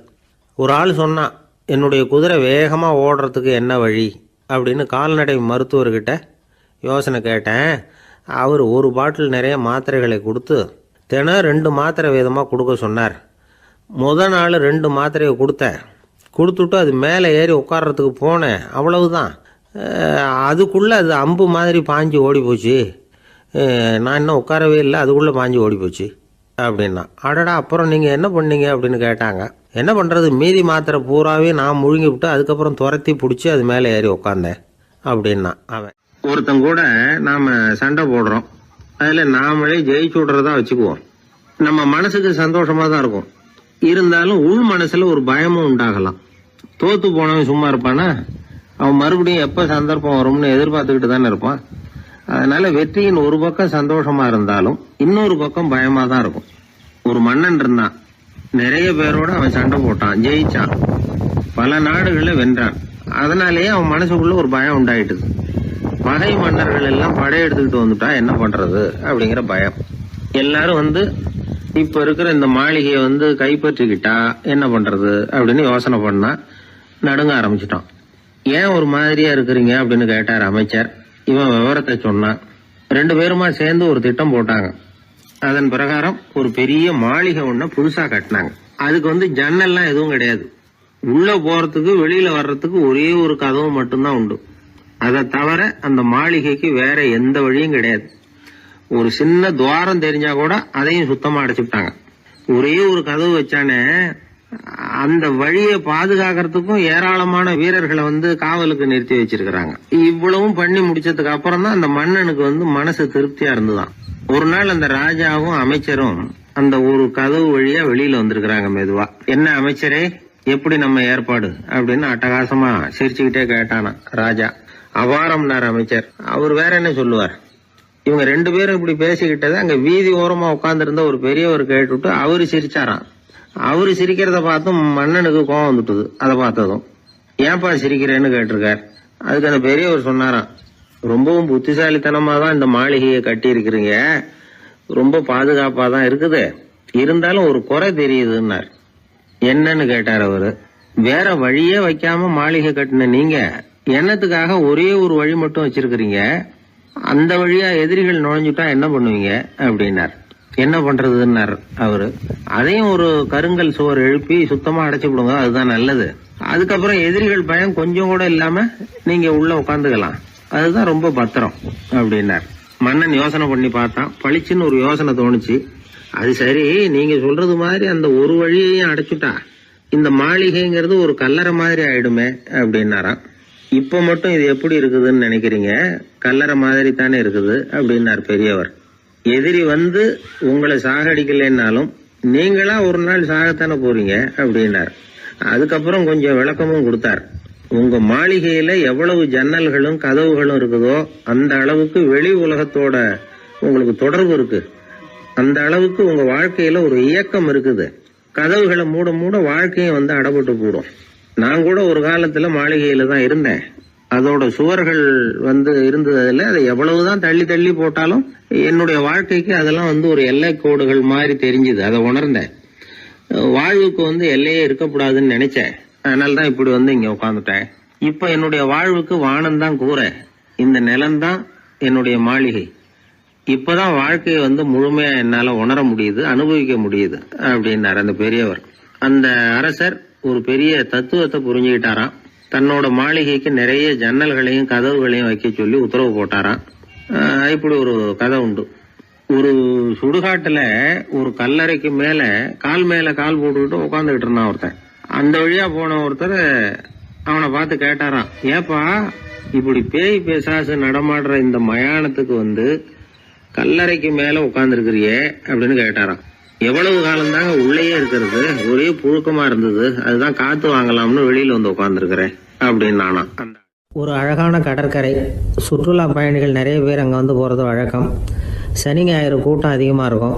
அதோட விளைவு என்னங்கிறது அடுத்த நாள் தான் தெரியும். ஆமாம், அந்த கடற்கரையை சுத்தப்படுத்துகிற தொழிலாளிகள் திங்கட்கிழமை ரொம்ப சிரமப்படுவாங்க. சனி ஞாயிறு வந்த கூட்டம் கடற்கரை பூராவும் காலி ஐஸ்கிரீம் கப்புகளை வந்து வீசி எறிஞ்சிட்டு போயிடுவோம். ஆயிரக்கணக்கான கப்புகள் அங்கே பரவலாக கிடக்கும். அதையெல்லாம் பொறுக்கி எடுத்து சுத்தம் பண்ணி ஆகணும். இதனால் திங்கட்கிழமை வேலைக்கு வர்றதுக்கு எல்லோரும் பயப்படுவாங்க. அப்படி ஒரு நிலைமை. பல பேர் அன்னைக்கு வந்து லீவ் எடுத்துகிட்டு போயிடுறது வழக்கம். நமக்கு எதுக்கு இன்னைக்கு தொந்தரவுன்னு. இது ஒரு பெரிய பிரச்சனையாக இருந்தது. இதுக்கு என்ன பண்ணலாம் அப்படின்னு யோசனை பண்ணாங்க. ஒரு ஆலோசனை கூட்டத்துக்கு ஏற்பாடு பண்ணாங்களாம். அந்த நகர நிர்வாக அலுவலர்கள், பணியாளர்கள் எல்லாரும் அதில் கலந்துக்கிட்டாங்க. கூட்டம் ஆரம்பமாச்சு. ஆரம்பத்தில் சொன்னாங்க, இந்த பிரச்சனைக்கு ஒரு தீர்வு வேணும், என்ன பண்ணலாம், அதை முடிவு செய்கிறதுக்கு தான் இந்த கூட்டம். இதில் நீங்கள் செய்ய வேண்டியது என்னென்னா, உங்களுக்கு தோன்றுகிற யோசனை எதுவாக இருந்தாலும் சொல்லுங்கள். கொஞ்சம் கூட தயக்கம் வேண்டாம். நாம் சொல்கிற யோசனை ஈடுபடுமா படாதா அப்படின்லாம் யோசிக்க வேணாம். எல்லாருடைய யோசனைகளையும் அப்படியே பதிவு செய்துக்கிறோம். கடைசியாக அதிலேருந்து ஒரு சிறந்த யோசனையை தேர்வு பண்ணி அதை பயன்படுத்தலாம். இந்த சந்தர்ப்பத்தில் இன்னொரு முக்கியமான வேண்டுகோள், எவ்வளவு சாதாரணமான யோசனையாக இருந்தாலும் சரி, அது சொல்லும் பொழுது அடுத்தவங்க வந்து ஏளனம் செய்யக்கூடாது. இது ஒரு பெரிய யோசனையா அப்படின்னு சொல்லி எதையும் அலட்சியப்படுத்தக்கூடாது. இதுதான் அந்த கூட்டத்தின் ஆரம்பத்தில் செய்யப்பட்ட அறிவிப்பு. உடனே அந்த கூட்டத்தில் இருந்தவங்க ஆளுக்கு ஒரு யோசனை சொல்ல ஆரம்பித்தாங்க. ஒருத்தர் எழுந்திருச்சார், இங்கே வர்ற சுற்றுலா பயணிகள்கிட்ட ஆளுக்கு $10 ஒரு டெபாசிட் மாதிரி வைப்பு பணமாக வாங்கிக்கணும். காலி ஐஸ்கிரீம் கப்பை திருப்பி கொடுத்தா அந்த பணத்தை திருப்பி கொடுத்துடலாம். இப்படி ஒரு ஏற்பாடு பண்ணிக்கிட்டா கப்புகளை தேடி பொறுக்கிட்டு இருக்க வேண்டியதில்லை, எல்லாம் ஒரே இடத்துக்கு வந்து சேர்ந்துடும். அப்படியே நாம் வந்து தூக்கிட்டு போய் ஒரு இடத்துல கொட்டி விடலாம் அப்படின்னாரு. இன்னொருத்தர் எழுந்திருச்சார், கப்பை வந்து கீழே போட்டால் $50 அபராதம் அப்படின்னு அங்கங்கே போர்டு எழுதி வச்சுடலாம். கப்புகளை போடுறதுக்கு அங்கங்கே பெரிய கூடைகளை வச்சுடலாம். நாம் சாவகாசமாக அந்த கூடைகளை சேகரம் பண்ணிக்கலாம் அப்படின்னாராம். இன்னொருத்தர் எழுந்திரிச்சு கொஞ்சம் கோபமாக பேசினார். கப்புகளை வந்து அவங்க வாயிலே திணிச்சுடணும், அதுங்களை முன்னு சாப்பிட்டு பார்த்தா தான் தெரியும் அது எவ்வளவு கஷ்டங்கிறது அப்படின்னு ரொம்ப கடுமையாக பேசியிருக்காரு. இது வேடிக்கையாக தெரிஞ்சாலும் இந்த யோசனையும் பதிவு செஞ்சுக்கிட்டாங்களாம். இப்படி பல யோசனைகள். கடைசியாக எல்லாத்தையும் படித்து பார்த்துட்டு பரிசீலனை பண்ணாங்க. அப்புறம் தான் யோசனை வந்தது. இவர் வேடிக்கையாக சொன்னது கப்புகளை அவங்கவுங்க வாயிலே திணிச்சு சாப்பிட சொல்லணும், அதுதான் தண்டனைன்னார்ல. ஏன் அப்படி சாப்பிட்றது மாதிரியே கப்புகளை தயார் பண்ண என்ன அப்படின்னு சிந்திக்க ஆரம்பித்தாங்களாம். ஆகா, அதுதான் சரின்னு ஒரு முடிவுக்கு வந்தாங்க. அதுலேருந்து உருவானது தான் இந்த வேஃபர் கப்ஸ். ஐஸ்கிரீமை சாப்பிட்டு முடிச்சதும் கப்பையும் சாப்பிட்டுடலாம். கோன் ஐஸ்கிரீம் சாப்பிட்றோம்ல, அதுதான். அமெரிக்காவில் மியாமி கடற்கரையில் ரொம்ப காலமாக இருந்துக்கிட்டு வந்த குப்பை பிரச்சனைக்கு இப்படி தான் ஒரு தீர்வு வந்து தான். இதுலேருந்து நாம் புரிஞ்சிக்க வேண்டியது என்னென்னா, நாம் அன்றாட எத்தனையோ பிரச்சனைகளை சந்திக்கிறோம், அதுக்கெல்லாம் தீர்வு உண்டு. அது எங்கே ஒளிஞ்சிருக்குன்னு கண்டுபிடிக்கணும். அந்த யோசனையையும் நல்லா தீவிரமாக யோசிக்கணும். யார் என்ன யோசனை சொன்னாலும் அதை வந்து அலட்சியப்படுத்தக்கூடாது, அக்கறையோடு கவனிக்கணும், அதை யோசித்து பார்க்கணும். ஒரு அம்மா தன்னோட வீட்டுக்காரரை ஒரு மனநல மருத்துவர்கிட்ட அழைச்சிட்டு வந்தாங்களாம். டாக்டர், இவருக்கு கோன் ஐஸ்கிரீம் பிடிக்கல, பேப்பர் கப்பில் இருக்கிற ஐஸ்கிரீம் தான் வேணும்னு அடம் பிடிக்கிறார் அப்படின்னாங்களாம். அது ஒன்றும் தப்பு இல்லையேன்னாராம் டாக்டர். இதுக்கு அந்த அம்மா சொன்னாங்களாம், இவர் கப்பு ஐஸ்கிரீம் வாங்குறதுல தப்பு இல்லை டாக்டர், பிரச்சனை அது இல்லை. அப்புறம் வேறு என்னென்னு கேட்டிருக்காரு. வாங்கினதும் ஐஸ்கிரீமை கீழே கொட்டிவிட்டு அந்த பேப்பர் கப்பை மட்டும் விரும்பி சாப்பிட்றார், அதனால தான் அவங்ககிட்ட அழைச்சிட்டு வந்தேன் அப்படின்னாங்களாம். அம்மாக்காரங்களுக்கு அடிக்கடி ஏற்படுற கவலை ஒன்று உண்டு. அதாவது குழந்தை சரியாக சாப்பிட மாட்டேங்குதே அப்படிங்கிற கவலை. இவங்கெல்லாம் ஒரு விஷயத்தை நல்லா புரிஞ்சுக்கணும். குழந்தைகள்ங்கிறவங்க பெரியவங்க மாதிரி இல்லை. அவங்க கடிகாரத்தில் மணியை பார்த்துட்டு சாப்பிட்றதுக்கு உட்கார்ற ரகம் கிடையாது. பசிச்சா சாப்பிடுவாங்க, இல்லைன்னா விளையாடுவாங்க அல்லது தூங்குவாங்க. அது புரியாம அவங்கள கட்டாயப்படுத்தி அல்லது மிரட்டி சாப்பிட வைக்கிறது ரொம்ப தப்பு. ஒரு 8 மாச குழந்தைக்கு 3 மணி நேரத்துக்கு ஒரு தடவை பசிக்கும். அந்த நேரம் பார்த்து சாப்பாடு கொடுத்தா அடம் பண்ணாமல் அது பாட்டுக்கு சாப்பிட்ரும். அதே குழந்தைக்கு 1 வயசு ஆகிறப்போ 4 மணி நேரத்துக்கு ஒரு தடவை பசிக்கும். இந்த வயசுல இயற்கையாகவே பசி குறைஞ்சிருக்கும். அது புரியாமல் என் குழந்தை முன்னாடி மாதிரி இப்போ சரியாக சாப்பிட மாட்டேங்கிறான் அப்படின்னு சில பேர் டாக்டர்கிட்ட போய் சொல்லிக்கிட்டு இருப்பாங்க. இன்னொரு விஷயம், ஒரு குழந்தைக்கு வயசு அதிகமாகிற வேகத்துக்கு உடம்பு எடையும் அதிகமாகிக்கிட்டே போகாது. உடம்பு எடை அதிகமாகிற வேகம் குறைஞ்சிக்கிட்டே வரும். 6 மாத குழந்தைக்கு ஒரு வாரத்தில் 150 கிராம் எடை கூடும். ஒரு வயசில் வாரத்துக்கு 71 கிராம் எடை கூடும். இது புரியாமல் அதிகமாக சாப்பாட்டை கொடுத்து குழந்தைய கஷ்டப்படுத்தக்கூடாது. ஏன்னா அளவுக்கு மீறின உணவு அஜீரணத்தை உண்டு பண்ணிவிடும். குழந்தைக்கு ஒரு தட்டில் கொஞ்சமாக ஆகாரத்தை வச்சு கொண்டுகிட்டு போய் கொடுக்கணும். மலை மாதிரி குவிச்சு வச்சா அதை பார்த்ததுமே பசி அடங்கி போயிடும். அடித்து மிரட்டி பயமுறுத்தி குழந்தைய சாப்பிட வைக்கிற பழக்கம் இருக்குது பாருங்க, அதுக்கு ஃபுட் ஃபோர்ஸிங் அப்படின்னு பேர். இப்படி பண்ணினா குழந்தைக்கு சாப்பாட்டில் விருப்பம் குறைஞ்சிரும், அதை கண்டாவே வெறுக்க ஆரம்பிச்சிடும். அது மாதிரி உளம் சார்ந்த பசி குறைவு, சைக்கோஜெனிக் அனோரெக்சியா, அது ஏற்படுமா. சாப்பாடுங்கிறதே ஒரு தண்டனை மாதிரி தோணும். குழந்தைகளுக்கு பிடிச்ச மாதிரியான ஆகாரத்தை கொடுக்கணும். சத்து அதிகம் இருக்குங்கிறதுக்காக அதுக்கு பிடிக்காத ஆகாரத்தை கொடுத்து கட்டாயப்படுத்தக்கூடாது. குழந்தைகளுக்கு 2 வயசு ஆகிறப்போ இயற்கையாகவே எதிர்மறை குணம் உண்டாகும். அதாவது அந்த எதிர்மறையாக பேசுறது, இது மாதிரி சமயங்களில் நாம் என்ன சொல்கிறோமோ அதுக்கு நேர்மாறாக நடந்துக்கும். ஏட்டிக்கு போட்டி, சாப்பிட சொன்னால் விளையாட போகும், விளையாட சொன்னால் சாப்பாடு கேட்கும். இதை புரிஞ்சுக்கிட்டு நடந்துக்கணும். குழந்தை சொன்ன பேச்சை கேட்கலேன்னு கோவப்படக்கூடாது. குழந்தை வளர வளர பிடிவாத குணம் வர்றது சகஜம். கேட்டதை வாங்கி கொடுத்தாதான் சாப்பிடுவேன் அப்படின்னு பிடிவாதம் பண்ணணும். வாங்கி கொடுத்து விடுறது தான் உத்தமம். நீங்களும் அதுகிட்ட பிடிவாதம் பண்ணிட்டு இருக்கக்கூடாது. ஏன்னா கேட்டது கிடைக்கலையேங்கிற ஏமாற்றம் கூட குழந்தையோட பசியை குறைச்சிரும். கேட்டது கிடைச்சிட்டா பசி அதிகமாகும், கொடுத்ததை மளமளன்னு சாப்பிட்றோம். குழந்தைகளுக்கு கண்ட நேரத்தில் சாப்பிட்றதுக்கு எதையாவது வாங்கி கொடுத்துக்கிட்டு இருந்தா சாப்பாட்டு நேரத்தில் சாப்பிடாம அடம் பண்ண ஆரம்பிச்சிடும். பள்ளிக்கூடம் போகிற பிள்ளைங்க காலை உணவை சரியாக சாப்பிட மாட்டாங்க. அச்சம், அவசரம், பரபரப்பு இதெல்லாம் தான் காரணம். பள்ளிக்கு புறப்படுறதுக்கு ஒரு 3/4 மணி நேரத்துக்கு முன்னாடியே சாப்பாடு போட்டுருங்க, அது சரியாக போடும். படிக்கிற குழந்தைகள் உடல் சோர்வு, மனச்சோர்வு இது காரணமாக கூட சாப்பிட மறுக்கிறது உண்டு. இப்போ உதாரணமாக சாயந்தரம் விளையாடி விட்டு வீட்டுக்கு வந்ததும் சாப்பிட சொன்னால் வேணாம்பாங்க. இது உடல் சோர்வு. ரொம்ப நேரம் வீட்டு பாடங்களை செஞ்சு முடித்த கையோடு சாப்பிட சொன்னாலும் அவங்களால சரியாக சாப்பிட முடியாது. இது உளச்சோர்வு, அதாவது மனச்சோர்வு. இதை தவிர குழந்தைகளுக்கு உடல் நலக்குறைவு ஏற்பட்டால் கூட சாப்பிட மறுக்கிறது உண்டு. சில மருந்து மாத்திரைகள் கூட பசியை குறைச்சிரும். அதனால் சரியாக தெரிஞ்சுக்கிட்டு குழந்தைகளை சாப்பிட வைக்கணும்.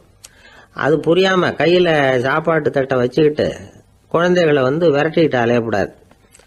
ஒரு சின்ன பையன் சொன்னான், எங்கள் அம்மா சாப்பாடு போடுறது தெரிஞ்சா நான் உடனே வீட்டை விட்டு வெளியில் ஓடி போடுவேன் அப்படின்னா. ஏன் அப்படி பண்ணுறேன்னு கேட்டோம். எங்கள் அப்பா கூட அது மாதிரி தான் சார் பண்ணுவார் அப்படிங்கிறான். எது ரொம்பவும் கஷ்டமான காரியம் அப்படின்னு கேட்டார் ஒருத்தர். ஒருத்தருக்கு ஒருத்தர் சண்டை போடாமல் இருக்கிறது தான் ரொம்ப கஷ்டமான காரியம் அப்படின்னு தோணுது. ஒரு நாட்டுக்கும் இன்னொரு நாட்டுக்கும் சண்டை, நாட்டுக்குள்ளேயே ஒரு குரூப்புக்கும் இன்னொரு குரூப்புக்கும் சண்டை. ஏன் சண்டை போட்டுக்கிறீங்கன்னு கேட்டு பாருங்கள். நாங்கள் சமாதானத்துக்காக தான் சண்டை போட்டுக்கிறோம் அப்படிம்பாங்க. வாழறதுக்காக பிறந்த மனுஷன் லட்சியத்துக்காக உயிரை விட தயார் அப்படின்னு சொல்லிகிட்டு இருப்பான். அப்படி உயிரை விடுறவங்கள நாமளும் பாராட்டுவோம். ஆனால் ஒன்றுமில்லாத விஷயங்களுக்கெல்லாம் சண்டை போடுறவங்களெல்லாம், அப்படிப்பட்டவங்களையும் சரி உயிரை விடுறவங்களையும் சரி என்னென்னு சொல்கிறது.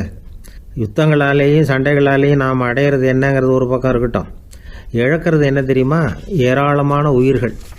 ரத்தம் சிந்தறதுக்கு நான் தயார் அப்படின்னு மார்தட்டி சொல்லலாம். ஆனால் ரத்தம் சிந்தினா உயிர் காத்துக்கிட்டு இருக்க தயார் இல்லை. அதாவது உயிர் நமக்காக காத்துக்கிட்டு இருக்க தயார் இல்லை. இழக்கிற ரத்தத்தை ஈடுகட்டினா தான் உயிரை காப்பாற்ற முடியும். அதனால் இது சம்மந்தமாக ஆராய்ச்சி செய்கிற கட்டாயம் ஏற்பட்டு போச்சு. அதோட விளைவாக புதுசாக ஒன்றை கண்டுபிடிச்சிருக்கிறாங்க. அதுதான் செயற்கை ரத்த பொடி. இப்போ இந்த திடீர் சாம்பார் பொடி, திடீர் ரசப்பொடி, திடீர் காப்பி பொடி இப்படிலாம் சொல்கிறோம்ல, அது மாதிரி இது திடீர் ரத்த பொடி. இஸ்ரேல் ஒரு சின்ன நாடு, மக்கள் தொகை குறைச்சல், அதோட போர்கள் வேறு. அதனால் காயம்பட்டவங்களை காப்பாற்றியே தீர வேண்டிய கட்டாயம். காப்பாற்றணும்னா ரத்த இழப்பை தடுக்கணும். அப்படின்னா உடனடியாக புது ரத்தம் செலுத்தி ஆகணும். திடீர்னு ரத்தம் வேணும்னா எங்கே போகிறது? அதுவும் கிடைக்கிற ரத்தம் சேர்கிற குரூப்பாக இருக்கணும். ஒரு வேடிக்கை பார்த்தீங்களா, நான் வேறு குரூப்பு நீ வேறு குரூப்புன்னு இவன் சண்டை போடுறான். இதில் அடிபட்டவனுக்கு ரத்தம் கொடுக்க போனால் அதுலேயும் அது வேறு வேறு குரூப்பாக இருக்குது. அது ரத்தமும் வேறு வேறு குரூப்புன்னு சொல்லிகிட்டு இருக்குது. எந்த குரூப்பு ரத்தம் வேணும், அது உடனடியாக கிடைக்கலன்னா என்ன பண்ணுறது? இப்படிப்பட்ட கஷ்டம்லாம் நமக்கு வந்துடுது. இதுக்காக தான் விஞ்ஞானிகள் இந்த ரத்த பொடியை கண்டுபிடிச்சிருக்கிறாங்க. அதாவது ஒரு ஆள் அடிபட்டு போட்டான்னு வச்சுங்களேன், அவனுக்கு ரத்தம் கிடைக்கல, உடனே என்ன பண்ணலாம்? இந்த சுத்தப்படுத்தப்பட்ட தண்ணீரை கொஞ்சம் எடுத்துக்க வேண்டியது, அதில் இந்த ரத்த பொடியை கரைக்க வேண்டியது. இப்போ இந்த செயற்கை ரத்தம் வந்து தயாராகிட்டுது. இதை அந்த ஆள் உடம்புல ஏற்றி விட்டுற வேண்டியது. இயற்கையாக நம்ம உடம்பில் இருக்கிற ரத்தம் என்னென்ன வேலை செய்யுதோ அதே வேலையை இதுவும் செய்யும். அதாவது ஆக்சிஜனை உடம்புல எல்லா இடத்துக்கும் எடுத்துகிட்டு போகுது. அந்த வேலையை இந்த செயற்கை ரத்தமும் செஞ்சுடுது. ஆனால் ஒரு விஷயம், இந்த செயற்கை ரத்தம் ஒரு அவசரத்துக்கு தான் உபயோகப்படுத்தலாம், ஒரு முதல் உதவி மாதிரி. அதை அப்படியே நிரந்தரமாக விட்டுற முடியாது. பின்னாடி வந்து தேவையான குரூப்பு உண்மையான ரத்தம் கிடைச்ச உடனே அதை செலுத்திக்கணும். உண்மையான ரத்தத்தை 20லேருந்து 40 நாள் வரைக்கும் தான் பாதுகாக்க முடியும். அதுவும் குளிர்பதன பெட்டியில். அதுக்குள்ளே உபயோகப்படுத்தலைன்னா அது வீணாக போயிடும். இந்த ரத்த பொடி அப்படி இல்லை, எவ்வளோ நாள் வேணும்னாலும் அப்படியே வச்சுருக்கலாம், குளிர்பதன பெட்டியும் தேவையில்லை. ஆனால் ஒன்று, இது தண்ணியில் கலந்து செயற்கை ரத்தமாக ஆக்கிவிட்டா அதோட வலு 72 மணி நேரம் தான், அதாவது 3 நாள். அதுக்குள்ளே அந்த ஆசாமியை எங்கேயாவது ஆஸ்பத்திரிக்கு தூக்கிட்டு போய் உண்மையான ரத்தத்தை கொடுத்துடணும். சண்டையில் அடிபடுறவங்க, சாலை விபத்தில் அடிபடுறவங்க, இவங்களுக்கெல்லாம் அவசரத்துக்கு கை கொடுத்து உதவுறது இந்த செயற்கை ரத்த பொடி. அதுக்கப்புறம் நாம் கொடுக்குற ரத்தம் தான் அவங்கள காப்பாற்றணும். இன்றைக்கி வந்து ரத்தத்தை தானமாக கொடுக்க தயாராக இருக்கிற நல்ல உள்ளங்கள் ஏராளம். எவ்வளவு ஆக்சிடெண்ட்டு, ஆப்ரேஷன், இதில் சம்மந்தப்பட்டவங்களை வந்து காப்பாற்றுறது நாம் தானமாக கொடுக்குற ரத்தம் தானே. ஒரு ஆக்சிடெண்ட்டு, ஒரு ஸ்கூட்டர் ஒரு ஆள் மேலே மோதி விட்டுது, பார்த்து வரக்கூடாதா அப்படின்னா அந்த ஆள், நீ தான் பார்த்து நடக்கணும், ஏன்னா 20 வருஷமாக நான் அந்த ஸ்கூட்டரை ஓட்டிகிட்டு இருக்கிறேன் அப்படின்னா இவன். இதுக்கு அவன் சொன்னானா, நீ தான் பார்த்து ஓட்டணும், ஏன்னா 40 வருஷமாக நான் இப்படி நடந்துக்கிட்டு இருக்கிறேன் அப்படின்னா. ஒரு குழந்தை பிறந்து தான் ஒரு வீட்டில், அந்த குழந்தைக்கு என்ன பேர் வைக்கிறதுங்கிறது ஒரு தகராறு. இந்த குழந்தைக்கு என்ன பேர் வைக்கிறதுங்கிறதுல தகராறு வந்துடுது. யார்? கணவனுக்கும் மனைவிக்கும். அவன் என்ன சொல்கிறான், எங்கள் அப்பா பேரை தான் வைக்கணுங்கிறான் அவன். இந்த அம்மா என்ன சொல்லுது, இல்லை எங்கள் அப்பா பேரை தான் வைக்கணும் அப்படிங்குது. இது காலையிலேருந்து சண்டை, தகராறு. எதிர்த்த வீட்டுக்காரன் பார்த்தான், இது என்ன காலையிலேருந்து எதிர்த்த வீட்டில் தகராறு நடக்குது, என்னென்னு போய் கேட்டிருக்கான். என்னம்மா உங்களுக்கு உள்ள தகராறு, காலையிலேருந்து பார்த்தேன் அப்படின்னா. ஒன்றும் இல்லைம்மா, எங்கள் குழந்தைக்கு பேர் வைக்கிறதுல எங்களுக்கு உள்ளே ஒத்து போக முடியல, நான் வந்து எங்கள் அப்பா பேரை வைக்கணுங்கிறேன், அந்த அம்மா அவங்க அப்பா பேரை வைக்கணுங்குது, அதுதான் எங்களால் குடும்பத்தில் ஒரு நிம்மதி இல்லாமல் இருக்கிறோம், தகராறு பண்ணிகிட்ருக்கோம் அப்படின்னு நானா. அப்போ எதிர்த்த வீட்டுக்காரன் சொல்லியிருக்கான், எதிர்த்த வீட்டுக்காரன்னு நான் எதுக்கு இருக்கிறேன், நான் பஞ்சாயத்து பண்ணி வைக்கிறேன், உங்களுக்குள்ளே என்ன இது பேர் தானே வைக்கணும், ஏன்ப்பா உங்கள் அப்பா பேர் என்ன அப்படின்னு அவனை கேட்டிருக்கான். எங்கள் அப்பா பேர் சீனிவாசன் அப்படின்ட்டுருக்கான். இந்த அம்மாவை உங்கள் அப்பா பேர் என்னம்மா, கிருஷ்ணன் அப்படின்னு சொல்லி. இவன் யோசித்து பார்த்தான், குழந்தைக்கு சீனிவாச கோபாலகிருஷ்ணன்னு பேர் வைங்க போங்க அப்படின்ட்டு போயிட்டான். ஏற்ற விட்டுக்கு தீர்த்து வச்சுட்டு போயிட்டான். போனதுக்கப்புறம் இவங்க 2 பேரும் பேசிக்கிட்டாங்க. சரி, இந்த சீனிவாசன் சரி, கிருஷ்ணன் சரி, நடுவில் கோபாலம் யார் அப்படின்னு சொல்லி அவனை போய் இழுத்துட்டு வந்தான். எழுத்து வீட்டில் போய், அது யாரா, அது இங்கே வா, அது யாரா கோபாலன், அது எங்கள் அப்பா பேர், நீ அதை மட்டும் எதுக்கு விட்டு வைக்கிற, அதையும் சேர்த்து வச்சுட்டு போடான்னு. அதாவது குடும்பத்தில் வந்து ஒரு கணவனும் மனைவியும் ஒரு சின்ன விஷயத்தில் கூட ஒத்து போகலைன்னா இப்படி தான் ஏற்று வீட்டுக்காரன் பஞ்சாயத்துக்கு வருவான், கோபாலன்னு வந்து குறுக்க வருவான் ஒருத்தன். அப்படி அந்த அனுசரிப்புங்கிறது குடும்பத்தில் ரொம்ப அவசியம். கணவனும் மனைவி அது ஒன்றுக்கு மேலே இந்த கல்யாணம் பண்ணிக்கிறாங்க, அது ரொம்ப அவஸ்தை. ஒருவனுக்கு ஒருத்திங்கிறது நம்ம இதெல்லாம் சொல்கிறது. ஒன்றுக்கு மேற்பட்ட திருமணங்கள் வந்து சங்கடத்தில் தான் கொண்டு வந்து விடும். நிறைய சொல்லுவாங்க. உலகத்திலேயே ஒரு பெரிய இது என்ன தெரியுங்களா, இயற்கை வந்து நிர்ணயம் பண்ணுது. இப்போ வந்து நம்ம சில பேருக்கு எனக்கு பொம்பளை பிள்ளை வேண்டாம், ஆம்பளை பிள்ளை வேண்டான்னு சொல்லி இந்த ஸ்கேன் பண்ணி என்னென்னவோ பண்ணிகிட்டு இருக்கிறாங்கல்ல. ஆனால் இயற்கை வந்து அந்த 50-50 ரேஷியோவை அது வந்து மெயின்டைன் பண்ணிகிட்ருக்கு. இந்த உலகத்தில் ஒரு அதிசயமான உண்மை என்னென்னா, 116 ஆம்பளை பிள்ளை பிறந்தா 100 பொம்பளை பிள்ளை பிறகுதான். உலக அளவில் 116 ஆம்பளை பிள்ளை பிறந்தா 100 பொம்பளை பிள்ளை பிறகுது. இது எதுக்கு 16 அதிகமாக பிறகுதுன்னா, அந்த வாலிப வயசு அடையிறதுக்குள்ளே 16 செத்து போகுது. 16 அங்கங்கே ஓடுறது கொஞ்சம் முரட்டத்தனமாக போகிறதுனால செத்து போகுது. அந்த 50-50 இந்த ஒருத்தருக்கு ஒருத்தங்கிற ரேஷியோவை இயற்கை வந்து மெயின்டைன் பண்ணிட்டு இருக்கு. அது ஒரு பெரிய அதிசயம். அதை விட பெரிய அதிசயம் என்னென்னா, இந்த உலக யுத்தம் நடந்ததில்ல, முதல் உலக யுத்தம், 2வது யுத்தம், அப்போ பார்த்துருக்குறாங்க, கணக்கு எடுத்துருக்குறாங்க. அந்த யுத்தம் முடிஞ்ச பிறகு 116 ஆம்பளை பிள்ளைக்கு பதிலாக 160 170 பிறக்க ஆரம்பிச்சுதான். 100 பெண் குழந்தைக்கு 170 180 ஆண் குழந்தை. இது எதுக்குன்னா, அந்த போரில் செத்து போகுதில்ல ஆம்பளை பிள்ளைகள், அதை ஈடுகட்டுறதுக்காக அதிகமாக பிறக்க ஆரம்பிச்சிருக்கு. அந்த அளவுக்கு வந்து இயற்கை வந்து ஒரு பெரிய ரேஷியோவை மெயின்டைன் பண்ணுது. அதாவது ஒருவனுக்கு ஒருத்திங்கிறத அது சொல்லிகிட்டு இருக்கு. புறாவெல்லாம் வளர்த்திங்கன்னா, நான் கூட புறா வளர்த்துருக்குறேன் ஊரில். புறா வளர்த்திங்கன்னா ஒரு தடவைக்கு 2 முட்டை தான் விடும் ஒரு வீட்டுக்கு. அந்த 2 முட்டையும் குஞ்சு பறிச்சுன்னா அதில் ஒன்று வந்து ஆணாக இருக்கும், ஒன்று பொண்ணாக இருக்கும். அது எந்த முட்டை ஆண் எந்த முட்டை பெண்ணுங்கிறத இயற்கை நிர்ணயம் பண்ணுது. அதை வந்து நம்ம மாற்றவே முடியாது. ரெண்டையும் அந்த பெண்ணாவோ 2 ஆணாவோ மாற்ற முடியாது நம்ம. அதனால் அந்த இயற்கையை புரிஞ்சுக்கிட்டு நாம் நடந்துக்கணும். அதனால தான் ஒரு கணவன் ஒரு மனைவி, அதான் ஒருத்தருக்கு ஒருத்தங்கிறது. ஒன்றுக்கு மேலேனா சங்கடம் தான். ஒரு பஸ்ஸில் வந்து ரெண்டு பெண்கள் வந்துக்கிட்டு இருந்தாங்களாம். பஸ்ஸு பிரயாணம். 2 பெண்கள் வந்து பக்கத்தில் உட்காந்துருக்காங்க. அந்த கண்டக்டரை கூப்பிட்ருக்காங்க, இங்கே வாயா அப்படின்னு அந்த ஒரு அம்மா கூப்பிட்ருக்கு. என்னம்மா அப்படின்ட்டுருக்கார். வந்து இந்த ஜன்னலை திறந்து விட்டு போ அப்படின்னு. சரின்னு அதுக்கு பக்கத்தில் இருந்த ஜன்னலை திறந்து விட்டு அவர் போயிட்டார். பக்கத்தில் இருந்தாமல் உடனே இங்கே வாயா, மறுபடியும் வாயான்னு கூப்பிட்ருக்கு. வந்து என்ன, இந்த ஜன்னலை மூடி விட்டு போ அப்படின்ட்டுருக்கு. மூடி விட்டு போனார். மறுபடியும் அந்த முன்னாடி கூப்பிட்டது, வாமா வாயான்னு மறுபடியும் கண்டக்டரை கூப்பிட்டு, என்ன இந்த பார், இந்த ஜன்னலை வந்து நீ மூடி வச்சின்னா நான் மூச்சு திணறி செத்து போடுவேன். அப்புறம் உடனே பக்கத்தில் இருந்தம்மா, தபாரியா அந்த அம்மா பேச்சை கேட்டுட்டு நீ திறந்து வச்சின்னா நான் குளிர் தாங்காமல் செத்து போடுவேன் அப்படின்ட்டு அவர் தலையை பிச்சுக்கிறார் கண்டக்டர். என்னடா பெரிய ரொம்ப போச்சு, கொஞ்சம் தூரம் பிரயாணம், இதில் கூட அட்ஜஸ்ட் பண்ணி போகக்கூடாதா அப்படின்னு. அப்போ அந்த பஸ்ஸில் பின்னாடி ஒருத்தன் கடைசி சீட்டில் வெயில் தாங்காமல் சட்டையெல்லாம் கட்டி போட்டுட்டு ஒரு கிராமத்து ஆள் பீடி குடிச்சிட்டு வரான்.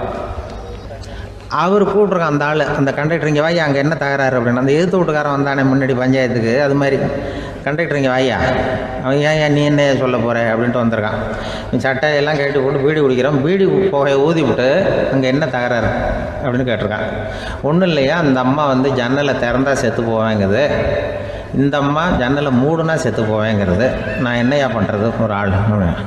இதுக்கு ஏன் கவலைப்படுறேன், நான் சொல்கிறத கேள்வி, நான் தீர்த்து வைக்கிறேன் பிரச்சனையை அப்படின்னு சொல்லிவிட்டு பீடியை எடுத்துக்கிட்டு புகையை ஊதிவிட்டு சொன்னானா, கொஞ்ச நேரம் அந்த ஜன்னலை மூடி வை, அந்த அம்மா செத்து போவோம்,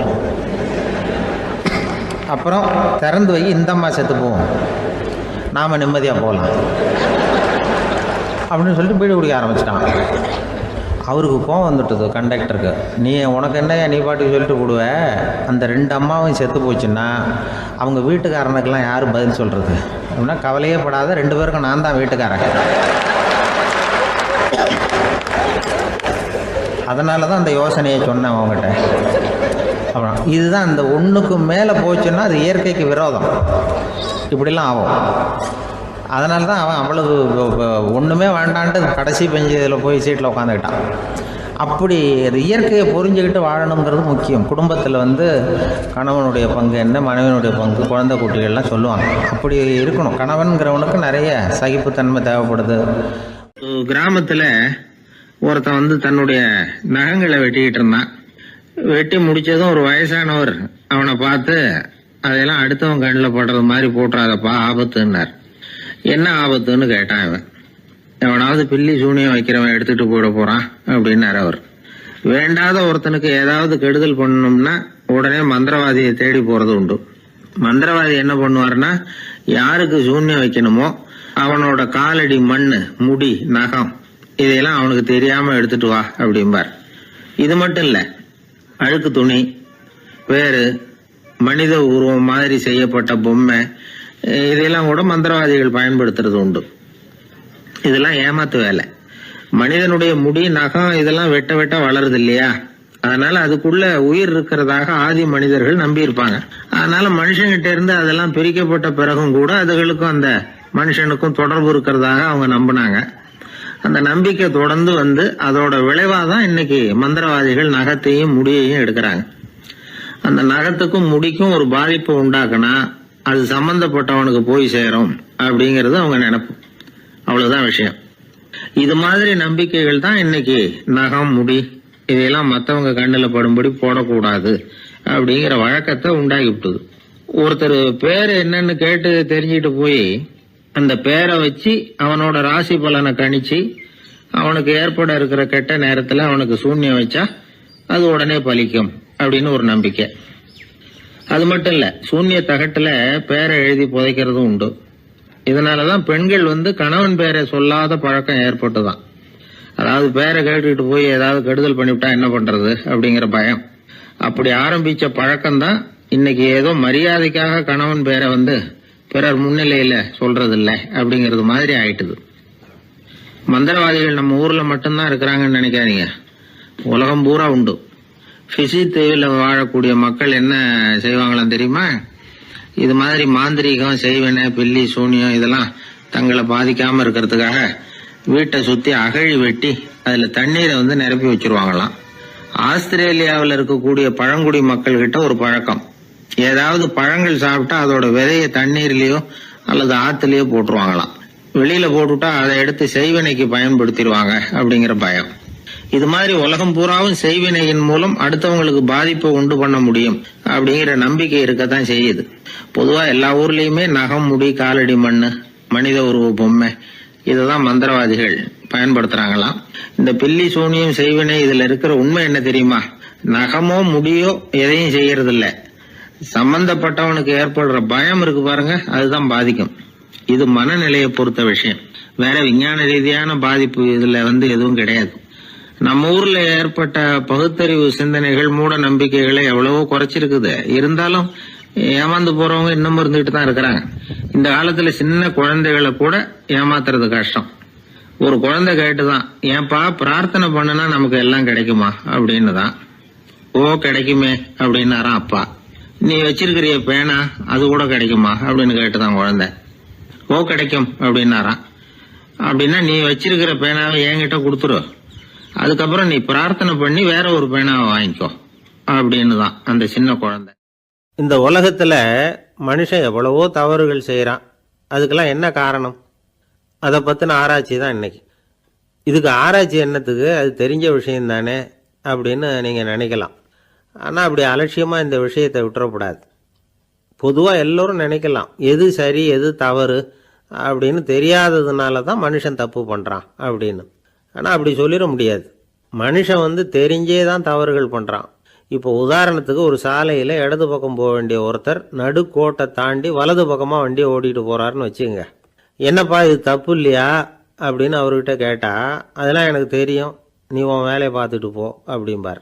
வலது பக்கமா போறது தப்புன்னு தெரிஞ்சே தான் அவர் அப்படி செய்யறார், அப்படி போறார். பெரிய உத்தியோகத்தில் இருக்கிறவங்க கூட லஞ்சம் வாங்குறாங்க. அவங்களுக்கெல்லாம் லஞ்சம் வாங்குறது தப்புன்னு தெரியலன்னு அர்த்தம். திருடுறது தப்புன்னு தெரியாமலாம் மனுஷன் திருடுறான், நல்லாவே தெரியும். நீங்கள் வேணும்னா கேட்டு பாருங்க, வேற வழி இல்லை அதனால தான் திருடுறேன்பா.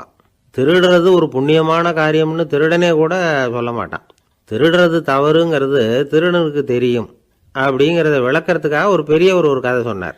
அதாவது 2 திருடர்கள் 2 பேரும் சேர்ந்து ஒரு வீட்டுக்கு போய் ஒரு 10,000 ரூபாயை திருடிட்டு வந்துடுறாங்க. ஒரு காட்டு வழியாக வந்துகிட்டு இருக்கிறாங்க. இன்னும் விடியல. 2 பேருக்கும் தூக்கம் கண்ணை சுற்றுது. சரி இப்படியே ஒரு மரத்தடியில் படுத்து தூங்குவோம், காலையில் விடிஞ்சதும் இந்த பணத்தை 2 பேரும் பங்கு போட்டுக்குவோம் அப்படின்னு முடிவு பண்ணுறாங்க. அதே மாதிரி படுத்து தூங்குறாங்க. நடு ராத்திரியில் ஒரு திருடன் முழிச்சுக்கிறான். விடிகிற வரைக்கும் காத்துக்கிட்டு இருந்தா 5,000 ரூபா தான் கிடைக்கும், இப்போவே கம்பி நீட்டினா 10,000 ரூபா கிடைக்கும் அப்படின்னு யோசிச்சு பார்த்துட்டு ஒரு முடிவுக்கு வந்தான். மெதுவாக அந்த 10,000த்தையும் சுருட்டிக்கிட்டு அடுத்தவனுக்கு தெரியாமல் ஓடி போயிட்டான். விடியுது. அடுத்தவன் எழுந்திரிச்சு பார்க்குறான், பணத்தையும் காணலை, பாகஸ்தனையும் காணலை. இந்த திருடன் அந்த திருடனை திட்டுறான், திருட்டு பய, அயோக்கிய பய, இப்படி அநியாயமாக கிளப்பிட்டு போட்டானே அப்படிங்கிறான். இதுலேருந்து என்ன தெரியுது? தெரியாமல் எடுத்துக்கிட்டு போகிறது திருட்டு, அயோக்கியத்தனம், அநியாயம் அப்படிங்கிறது இவனுக்கு தெரிஞ்சிருக்குது. அதனால தான் அடுத்தவனை பார்த்து இப்படி திட்டுறான். அதனால் தெரியாததுனால மனுஷன் தவறு பண்ணுறான்னு சொல்கிறது சரியில்லை. அப்படின்னா மனுஷன் பண்ணுற தவறுகளுக்கு உண்மையான காரணம் தான் என்ன? இதே சந்தேகம் அர்ஜுனனுக்கும் வந்துதான். அதனால தான் அவன் பகவானை பார்த்து கேட்குறான், மனுஷன் தன் விருப்பத்துக்கு விரோதமாக ஏதோ ஒரு சக்தியினால பலாத்காரமாக இழுக்கப்பட்டது மாதிரி பாவம் பண்ணுறானே, அந்த சக்தி என்ன அப்படின்னு கேட்குறான். இதுக்கு பகவான் பதில் சொல்கிறார், காமமும் குரோதமும் தான் அந்த சக்திகள், அதாவது ஆசையும் சினமும். இது ரெண்டும் உன்னுடைய எதிரிகள் அப்படிங்கிறத புரிஞ்சுக்கோ அப்படிங்கிறார்.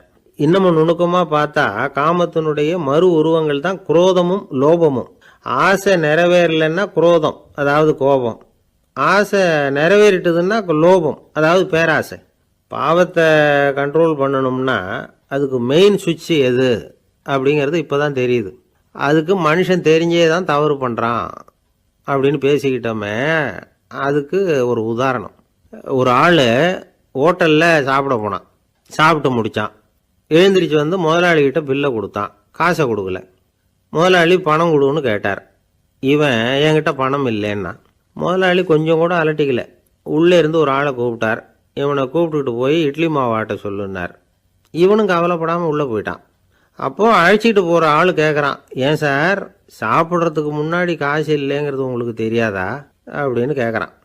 தெரியும், காசு இல்லைங்கிறதும் தெரியும், காசு இல்லாமல் சாப்பிட்டா மாவாட்டணுங்கிறதும் தெரியும் அப்படின்னா அந்த ஆள். அப்படின்னா நீங்கள் உங்கள் வீட்லேயே சாப்பிட்ருக்கலாம்